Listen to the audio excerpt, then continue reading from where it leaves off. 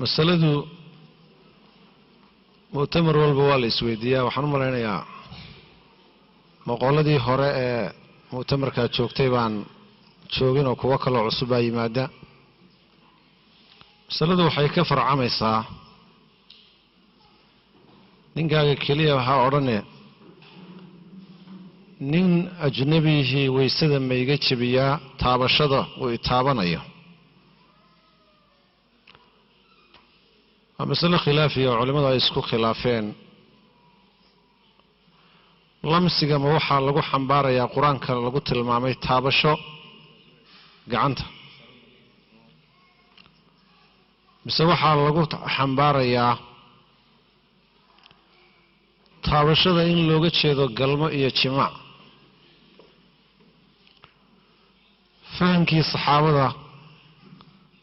رضوان الله عليهم يفهمكي آئمة ويكو كلا تغين مركي اسخلافين حلون نقول يا آيات أو فسرية حديث النبي صلوات الله وسلام عليه لقنكي النبي محمد مركا لأيغو عائشة وحيلة هاي النبي محمد وحور كذي هوينكي سميت كمدو كذي mana weysaysan hadii taabasho iyo dhunkashadkeeba xeel dheer dhunkashada xeel dheer Aisha waxay leedahay nabiga oo ku tukanaya masaajidka ku tukanaya habeenada kamida ayay waxay u malaysay inuu guriyihiisii kala aaday kadibna nabiga tukanaya cirbihiisii taabatay markale صحيحين كسيدا كسوغا النبي هورتيسي كنت كنيسي رسولكم مركو يسير السجود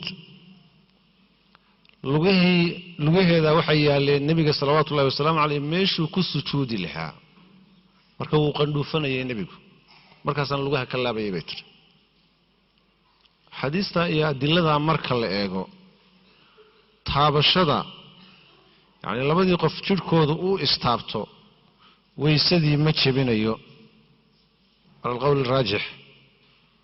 سادرتيد نينكاغو ويسدا كاما جبيو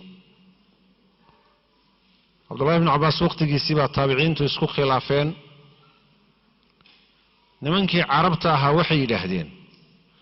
lamsiga quraanka ku soo arooray waxa weeye waa galmo ayaa looga jeedaa mawaalidii iyo dadkii aan carabta ahayn ee la xoreeyayna waxay yiraahdeen taabasha looga jeedaa سعيد بن جبير بيدرين عبد الله بن عباس سؤال بويديو وحوري انتانا كاغا جوابين labada kooxood ee iskhilaafay kooxdee kamid ahayd wuxuu mawalidan kamid ahaa iyo qolada le lamsigu taabasha looga jeeda Abdullah ibn Abbas wuxuu yiri ghuliba fariiqul mawali wala jabiyay kooxdii mawalida